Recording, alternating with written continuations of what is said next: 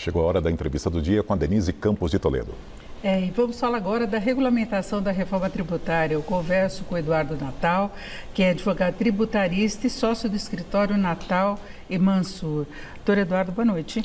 Boa noite, Denise. Prazer estar aqui com você. Eu que agradeço a sua presença para falar de uma coisa que vai mexer com os brasileiros de uma forma geral, né?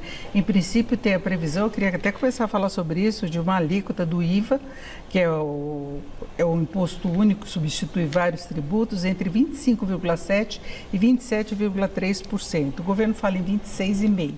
Agora, é difícil saber quem vai ficar com esses 26,5%. 26,5% já é muito alto. Porque a gente, pegando a taxa mais alta dos países que adotaram esse sistema, na Hungria, está na faixa dos 27%.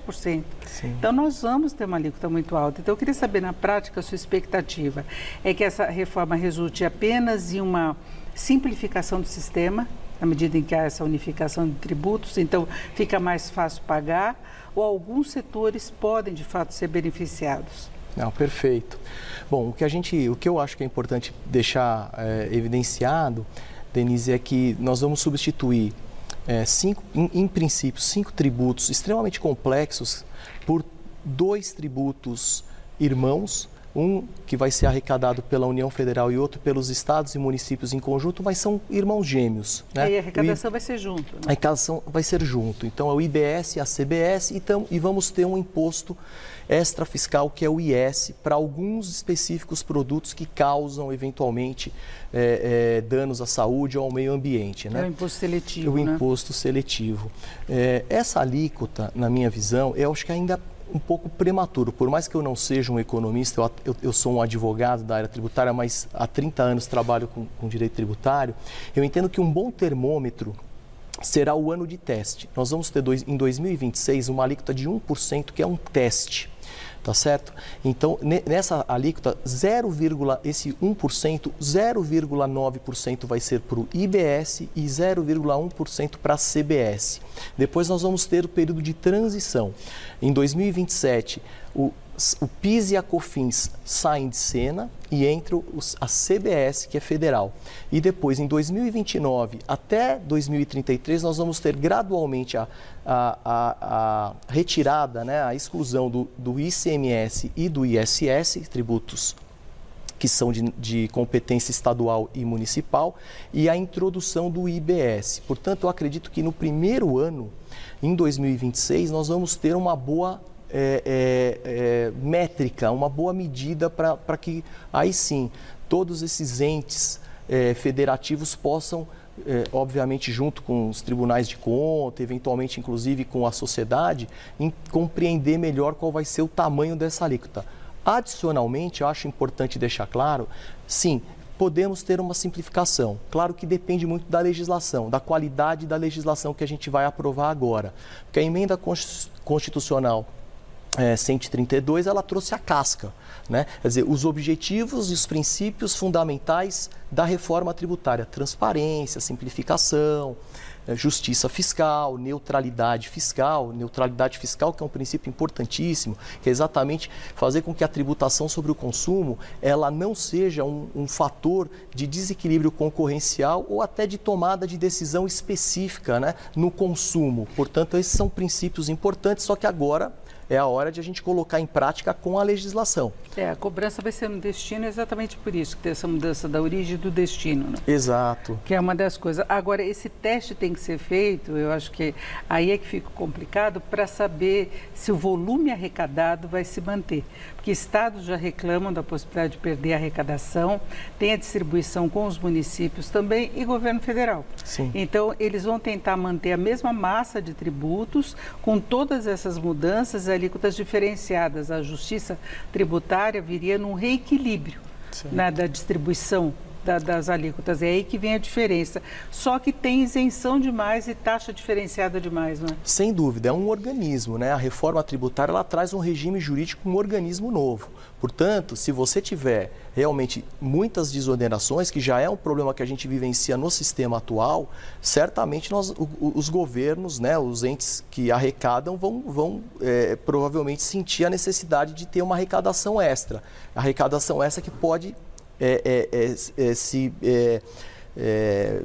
pode acabar fazendo com que se criem alíquotas maiores, ou que se aumentem as alíquotas. Mas um outro ponto importante aqui é que a base de tributação vai ser maior do que a atual, porque nessa nova modalidade do IBS e da CBS, nós vamos ter a tributação de bens e serviços materiais e imateriais onerosos e não onerosos. Portanto, a base que em princípio hoje seria o faturamento, que também tínhamos até pouco tempo atrás, porque aí tem realmente algumas particularidades recentes do Supremo Tribunal Federal julgando, mas a base de tributação do faturamento era o serviço e a venda de mercadorias. E a base do ISS é serviço, prestação de serviço, a base do ICMS é venda de mercadorias. Agora a base vai ser mais ampla, portanto, os entes tributantes vão poder tributar mais materialidades. Então, isso é importante que se deixe claro, porque talvez o fato de você ter algumas isenções ou algumas reduções possa ser compensado com essa base mais ampla.